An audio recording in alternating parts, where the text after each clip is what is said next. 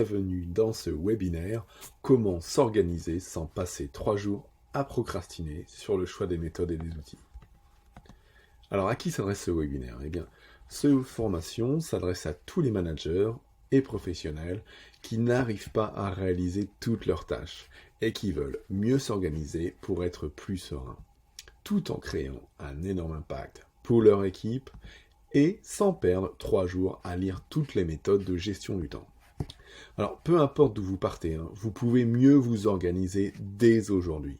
Mon objectif, justement, aujourd'hui, c'est vous convaincre que vous pouvez mieux suivre vos échéances et diminuer votre stress, même si vous avez l'impression d'avoir des montagnes de choses à réaliser. Les stratégies et les méthodes que vous allez découvrir dans cette vidéo sont les stratégies exactes qui m'ont permis de gérer mon agence de 100 personnes tout en faisant monter en flèche mon équilibre pro-perso. Alors qui suis-je? Eh bien je m'appelle Fabien Muselet et je suis chef d'agence dans une grande entreprise du milieu de l'énergie. À parallèle de ça, je suis le fondateur de l'association ApoMind dont la vocation est d'amener développement de soi et coaching au plus grand nombre. J'ai réussi à mettre en place depuis de nombreuses années une organisation et une gestion du temps optimale pour réussir tous les défis auxquels je suis soumis. Je vais vous présenter maintenant 2 études de cas. La première, c'est Mathieu. Mathieu est un apprenti ingénieur. Il sort d'un BTS et doit faire face, pour sa première année en tant qu'apprenti, à des cours 1 mois sur 2 avec un rythme soutenu, et ensuite avec une activité entreprise pour ingénieur, donc le reste du temps. Il a donc une croissance de tâches exponentielle qu'il n'arrive plus à gérer. Après 3 séances de coaching et l'utilisation de mes méthodes, Mathieu est désormais au rendez-vous personnel, professionnel et scolaire pour l'ensemble de ses tâches et échéances. Le deuxième cas, c'est Arnaud.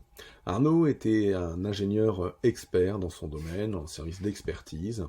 Il est devenu manager, c'était son premier poste de management. Son chef part en congé, on est au mois de juillet, et là il perd pied en 3 jours de pression managériale.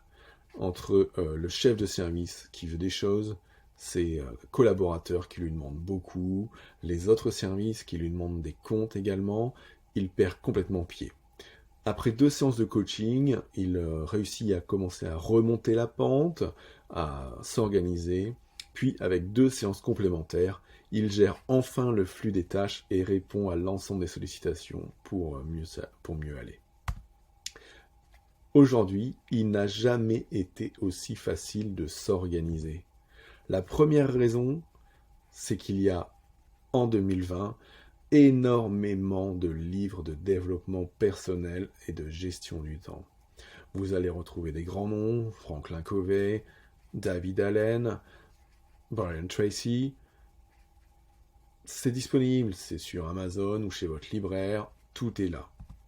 La deuxième chose, c'est qu'il y a énormément de méthodes de gestion du temps.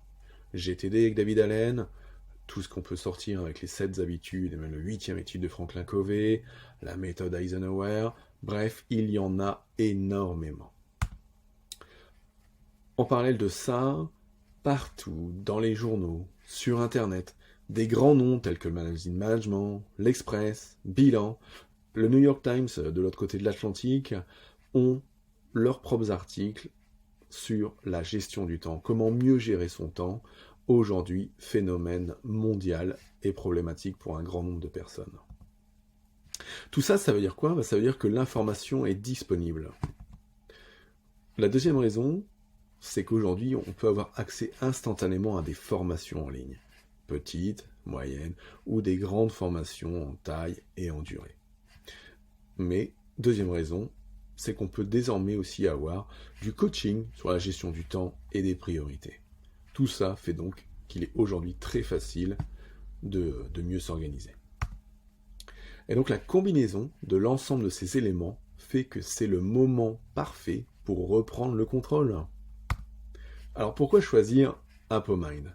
ApoMind, nous sommes une association loi 1901. Notre vocation, c'est amener au plus grand nombre développement de soi et le coaching. Ça, grâce à l'accès à des experts dans leur domaine, que ce soit des managers, des personnes dans la gestion du temps, l'organisation, les soft skills, donc les compétences comportementales. Et ceci, étant donné que nous sommes une association loi 1901, à des tarifs abordables. Alors, aujourd'hui, ce soir, je vais vous présenter les 3 seuls piliers dont vous avez besoin pour mieux vous organiser. Ces 3 piliers, que je vais vous présenter les uns après les autres, sont ici sur cet écran. Le premier pilier, c'est d'avoir donc une gestion saine de vos tâches. Le deuxième, de faire une révision périodique de votre système. Et enfin, d'être dans l'intention d'action. Je vous propose qu'on regarde plus en détail ces 3 piliers. Premier pilier, avoir une gestion saine de vos tâches. Dit autrement, comment avoir une gestion de vos tâches sans en oublier une seule.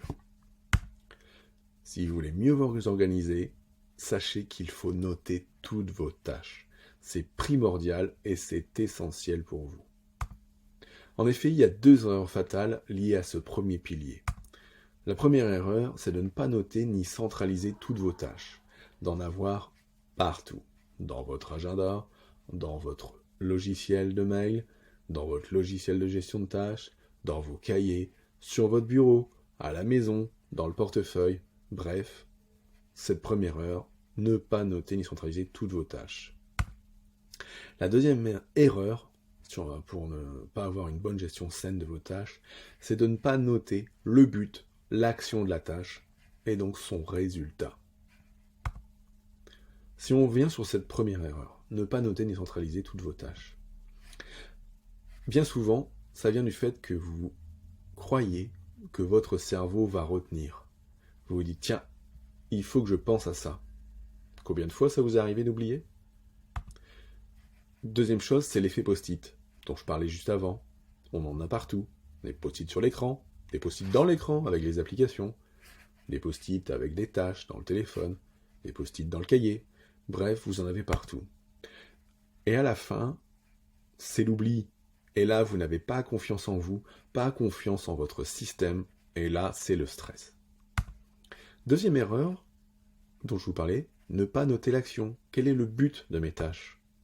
Ça vient de quoi ? Ça vient d'une prise de notes trop rapide. Vouloir gagner du temps au départ qui va vous en faire perdre demain. En effet, ne pas indiquer le but précis, c'est de ne pas indiquer le résultat à obtenir. Et de là, au moment de passer à l'action, ce sera la perte de temps. Qu'est-ce que j'ai voulu dire ? Attends, j'ai marqué dossier X. Qu'est-ce que j'ai à faire pour ce dossier-là ? Autre problème, quand vous êtes manager, et il y en a quelques-uns ce soir, c'est que vous ne pourrez pas déléguer un certain nombre de tâches. Même si vous n'êtes pas manager, mais expert ou chef de projet, vous pouvez aussi déléguer des tâches, confier des parties de dossier, et si vous n'écrivez pas dès le début le résultat à obtenir, c'est foutu pour vous. Alors, quelle est la solution pour ce pilier-là, pour ce premier pilier ? Eh bien donc, la solution pour comment avoir une gestion saine de vos tâches, c'est de choisir un dispositif pour saisir l'ensemble de vos tâches et de vous y tenir. Alors, je ne dis pas qu'on ne peut pas noter quelques tâches sur le papier, quelques tâches dans le téléphone, mais c'est qu'à un moment donné, il faudra que vous fassiez le choix de saisir tout ce qui rentre dans un seul endroit pour pouvoir vous y référer, pour pouvoir avoir votre mémoire de tâches et ne rien oublier. Il faudra donc noter tout ce qui vous passe par la tête immédiatement, au moment où ça vous arrive. Vous êtes en réunion, quelque chose vient, parce que le cerveau est fait comme ça, il va vous amener des choses, vous notez tout de suite dans un coin, et vous saisirez ensuite, quand vous en aurez le temps, cette tâche dans votre système de gestion de tâches. De la même manière, notez toutes vos échéances. S'il faut rendre le dossier pour le prochain comité de direction, écrivez « Rendre le dossier X pour le comité de direction du 12 novembre ». Ça vous simplifiera également quand vous referez votre relecture de tâches pour choisir vos combats. Et enfin, moi ce que je vous préconise, c'est d'écrire vos actions avec un sujet, un verbe, un but. On regarde tout de suite ça avec 2 exemples. Premier exemple, votre chef donc vous demande de faire la présentation du projet X. Aujourd'hui, bien souvent, vous allez avoir des gens, et peut-être vous, qui allez écrire dans votre système de gestion de tâches rapport X. Mais qu'est-ce qu'il faut faire ? C'est pour quand ? C'est quoi ? Ce que je vous préconise, un sujet, un verbe, une action, un résultat, préparez la présentation du projet X pour le 25 novembre. Cette action vous parlera au moment où vous vérifierez votre listing de tâches et vous serez plus à même de passer à l'action. Un deuxième exemple. Vous devez emmener votre fille chez le dentiste. Dentiste, Myriam, car elle s'appelle Myriam. C'est pareil, ce n'est pas bon. En moins de 15 secondes, voire même encore moins, si on se chronomètre, vous pourriez écrire « Prendre rendez-vous pour Myriam chez le dentiste au 03XX ». De là, vous avez l'action, il faut prendre rendez-vous pour qui? Pour Myriam ou chez le dentiste. Et comme vous notez directement le numéro de téléphone, au moment de passer à l'action, vous ne direz pas « Ah tiens, il faut que j'appelle le dentiste, faut que je cherche sur Internet, zut, comment il s'appelle déjà ce dentiste ?» Et de là, vous allez reperdre 5 minutes, 10 minutes, voire même laisser passer de côté cette action. Tandis qu'en écrivant cette phrase, avec les éléments strictement nécessaires, vous allez avoir une meilleure façon de passer à l'action. Deuxième pilier dont je voulais vous parler aujourd'hui, dans ces 3 piliers pour mieux vous organiser, c'est la révision périodique du système à pas de temps fixe. Alors, qu'est-ce que c'est que cette révision périodique? Eh bien, c'est comment faire le check de toutes vos tâches, rendez-vous, échéances, responsabilités, sans oublier personne sur le bord de la route. Et je dis bien sans oublier personne ni quoi que ce soit sur le bord de la route. En effet, si vous voulez aller loin, il faut faire la révision de votre système, tout comme il faut faire la révision de votre véhicule à intervalles réguliers. Alors, de là c'est pareil, il y a quand même 2 erreurs fatales liées à ça. La première erreur, c'est de croire que le système de votre organisation va vivre seul. Qui est-ce qui vous fait les rappels? Personne. Vous êtes content, vous avez saisi toutes vos tâches dans le système, écrit les échéances, telles qu'on l'a vu dans le premier pilier. Mais quand est-ce qu'on passe à l'action? Quand est-ce qu'il faut faire telle ou telle action? Donc ça, c'est la première erreur. La deuxième erreur, je dirais, c'est d'oublier de mettre de l'huile dans le moteur. Et comment on fait de l'huile dans le moteur? En faisant un contrôle régulier. Donc si on ne regarde pas régulièrement son système, on va être vite débordé. Donc, cette première erreur, comment croire que le système va seul? C'est l'effet rappel. Il y a, soit on ne saisit aucun rappel, ou soit alors si on utilise une application sur smartphone ou autre, on va être engorgé de rappels. Ça va sonner tout le temps. Tous les matins, on va recevoir 10 alertes, 20 alertes, 30 alertes, et à la fin, on n'a rien pour prioriser. On va les acquitter, et après, elles passeront à l'oubli. La deuxième chose, du coup, c'est je fais quoi aujourd'hui? Je fais quoi demain? Le système, il ne vit pas tout seul. Il ne peut pas vous dire ce qu'il faut faire. Ce sera à vous de prendre les choix. Parce que quand il n'y a pas de priorisation, tout est stocké dans le foutoir ou aux oubliettes. Deuxième erreur dont je vous parlais, oublier de mettre de l'huile donc dans le moteur, dans les rouages ou de l'essence. De gérer ces tâches, c'est sans périodicité. De contrôler une fois toutes les semaines est parfait. Mais de le faire cette semaine et après dans 3 semaines, après dans 2 mois, vous amènera que problème. Ne pas prévoir de contrôle technique. Le contrôle technique d'un véhicule ou la révision, c'est tous les 2 ans. C'est qu'il y a une raison, ce n'est pas uniquement pour l'argent, c'est aussi pour faire en sorte que le parc de véhicules soit opérationnel. Parce que just in no time, c'est too late. Ce n'est pas fait à temps, ça finira forcément en retard. Alors, du coup, quelle est la solution? Comment mettre en place ce pilier 2? Donc, comment réaliser périodiquement son système? Pour ça, il faut mettre en place des rituels, prendre quelques rendez-vous avec vous-même, avec une checklist et des opérations obligatoires. Quand on va au garage faire sa révision, il y a des opérations obligatoires, les fameux points de contrôle qu'on nous offre gratuitement. Il faut que vous fassiez la même chose dans vos rituels. Et dans ces rituels, ce que vous allez faire, c'est que vous allez balayer l'ensemble de vos tâches et des échéances qui s'en rapportent, qu'elles soient passées, présentes ou futures. Pour faire ça, ça ne se fera pas tout seul, il faudra que dans votre agenda, vous preniez un rendez-vous avec vous-même. Prenons quelques exemples. Premier exemple, une revue quotidienne. Moi, je vous préconise chaque jour maximum 10 minutes pour préparer votre journée et être dans le bon mouvement pour l'aborder du meilleur pied et aller de l'avant. Revoir qu'est-ce que j'ai fait hier, qu'est-ce que j'ai à faire ce jour, si on l'a fait le matin, si on l'a fait le soir, c'est qu'est-ce que j'ai fait aujourd'hui, qu'est-ce que j'aurai à faire demain, quels sont mes gros cailloux, mes grosses tâches, quelles sont mes réunions, mes stages, mes formations, quels sont mes déplacements. Et ça va vous mettre aussi dans une autre dynamique pour préparer. Deuxième exemple, c'est la revue hebdomadaire. Chaque semaine, déjà, si vous faites ces deux premiers rituels, la revue quotidienne et la revue hebdomadaire, vous allez gagner en sérénité, mais phénoménalement. Donc la revue hebdomadaire, c'est chaque semaine. On revoit sa semaine écoulée, donc on prend l'agenda depuis le lundi jusqu'au vendredi ou jusqu'au dimanche, selon son travail, et on vérifie quelles sont les réunions auxquelles j'ai participé. Tiens, j'ai eu telle réunion au comité de direction, j'ai eu telle réunion avec mon équipe, j'ai eu telle réunion avec mon chef, j'ai ça à faire pour la prochaine fois. Hop, je vérifie, c'est noté dans ma liste de tâches, parfait. C'est pas noté, bah tiens, je peux le rajouter. Donc ça c'est le phénomène voiture-balai.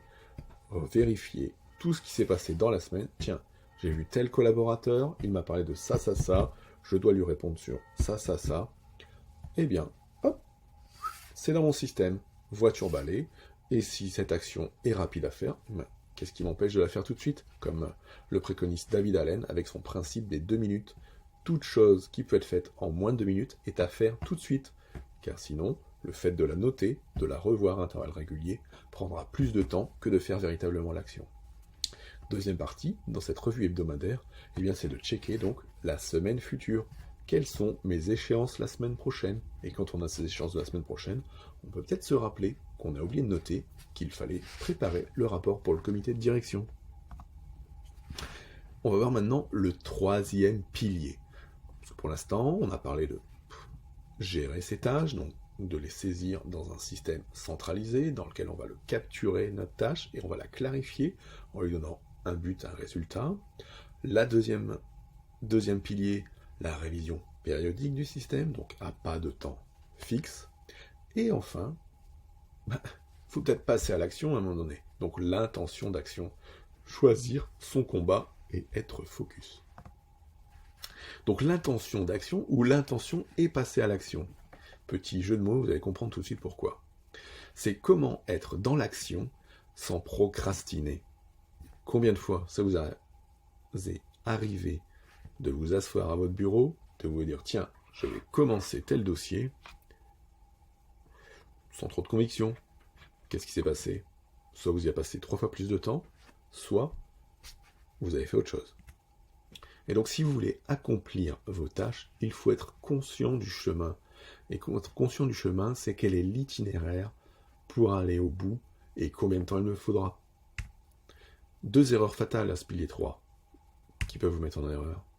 La première, c'est une petite métaphore. Entrer dans un taxi sans donner la destination. Ça vous mènera où? Ça vous mènera uniquement soit à perdre énormément d'argent, soit à arriver là où vous ne vouliez pas aller. Et deuxième, c'est la loi de Parkinson, dont je parle dans notre e-book méthode comparative de gestion du temps. Cette loi de Parkinson, c'est la dilatation du temps, et on va revenir tout de suite dessus. Première erreur, donc entrer dans le taxi sans donner la destination. C'est le fameux « Ah tiens, et si je faisais ça ?» J'ai pas l'intention, j'ai pas la conviction. C'est direct pour la procrastination. Pourquoi? Parce que sans intention, le cerveau choisira toujours de faire autre chose, et le autre chose, ce sera toujours ce qui est plus facile, ce qui lui demandera le moins d'énergie. Donc si vous devez faire un gros dossier, il faut vous mettre dans l'intention. L'intention, ça va être de vous donner un mantra, de vous faire une autosuggestion en disant « Je vais travailler sur mon dossier pour les X prochaines minutes ». Et ça, c'est ce qu'on verra dans la façon de réussir ce pilier. La deuxième erreur, donc, c'est la loi de Parkinson. Je rappelle, la loi de Parkinson, le temps se dilate jusqu'à occuper tout l'espace qu'on lui a prévu. Si vous dites, allez, j'ai 2 heures, j'y vais, eh bien vous allez occuper vos 2 heures. Mais est-ce qu'elles seront productives? Pas forcément. Deuxième chose, c'est que sans une estimation de vos tâches, on va dépenser trop. je pense réaliser telle tâche, j'ai 2 heures devant moi, allez, j'y vais. Et puis, je pense que j'ai 2 heures. Donc, je peux commencer ma tâche. Je peux faire autre chose à côté. Un petit morceau de ci, un petit morceau de ça, reviens à ma tâche. Et à la fin, je l'aurais peut-être fini en 2 heures. Mais j'aurais mis 2 heures. Alors que peut-être que si j'avais estimé qu'il me faudrait 30 minutes pour le faire, j'aurais réussi à le faire en 30 minutes. Et donc ça, pour pallier à cette erreur, c'est se prévoir un temps pour chaque chose au moment de passer à l'action. Donc la solution, comment être focus dans l'action? Eh bien, c'est se réserver des créneaux pour l'action, hein, les fameux rendez-vous avec soi-même, donc de se caler dans l'agenda quelques créneaux pour travailler. Et choisir, donc se donner l'intention, ce que l'on veut réaliser. Je veux réaliser telle tâche. Je vais, pendant 30 minutes, traiter mes mails en mode robot. Pour être focus dans l'action, il faut également mettre de côté toutes les distractions qui peuvent être auprès de vous. Coupez votre téléphone, coupez votre boîte mail, enlevez les notifications Facebook, Messenger, Instagram, LinkedIn, bref, tout ce qui va venir vous perturber. Il faut en moyenne 1 minute quand on est interrompu pour se remettre, pour que le cerveau se remette à travailler sur la tâche. Si vous imaginez que dans une journée, vous recevez 120 notifications pendant que vous bossez, 120 notifications, 120 minutes, 2 heures de perdu sur votre journée à cause des notifications. Donc, mon conseil, mettez de côté le maximum de distractions quand vous vous mettez dans l'action. De toute façon, vous allez gagner votre temps. Et ensuite, moi, ce que je vous préconise à ce moment-là, pour vraiment être focus et être dans l'action, c'est la méthode Pomodoro. Petit exemple sur la méthode Pomodoro. La méthode Pomodoro, vous allez la débuter, donc elle par choisir une tâche. Dans votre liste de tâches que vous allez rebalayer par rapport à vos échéances, par rapport à vos priorités, par rapport à votre énergie, vous allez choisir par votre expertise quelle est la tâche la plus importante à réaliser maintenant. Ensuite, donc Pomodoro, c'est se lancer des cycles de travail. Si on se lance un cycle de travail de 25 minutes, ensuite on se fera 5 minutes de pause qui permet à l'esprit de se libérer. Rebelote, recycle, rebelote, repose, rebelote, recycle, rebelote, repose. Donc 3 cycles de travail altercalés avec 3 cycles de pause. Un dernier cycle de travail, le 4e, et après une plus grosse pause. Et vous verrez, en faisant ça, vous allez vous concentrer mais phénoménalement sur la tâche, sur le dossier que vous avez réalisé pendant ces 25 minutes. Donc on lance son cycle de travail. Quand on lance son cycle de travail, donc il y a des applis, il y a des sites internet, je pourrais vous en préconiser un. Au moment où vous lancez votre cycle de travail, il faut vous dire, et donc c'est là l'intention, je me concentre, je me focalise, je vais partir pour un cycle de 25 minutes pour faire tel rapport, et pour faire ce rapport, je ferai en premier ça, en deuxième ça, en troisième ça. Voilà. On se motive sur l'objectif, on voit le chemin à parcourir, on voit les étapes, et on y va à fond, bien concentré, pendant tout ce temps-là. Voilà. Pour les 25 minutes, je vais réaliser la rédaction du rapport pour la réunion du mois de mars, et je vais commencer par ça. Voilà. J'en arrive au terme de cette présentation donc des 3 piliers pour mieux vous organiser. Je vous les rappelle. Le premier, avoir une gestion saine de vos tâches, capturer, clarifier, tout noter, vous mettre des buts. La deuxième, la révision périodique de votre système, à pas de temps fixe, comme la révision de votre véhicule ou le contrôle technique. Et le troisième, l'intention d'action, choisir son combat et être focus pendant le temps de l'action. Alors maintenant, j'ai une question à vous poser à l'issue de ce webinaire. Pensez-vous qu'il soit possible de s'organiser pour mieux gérer ses tâches sans passer 3 jours à tester toutes les méthodes possibles? Vous avez 2 choix.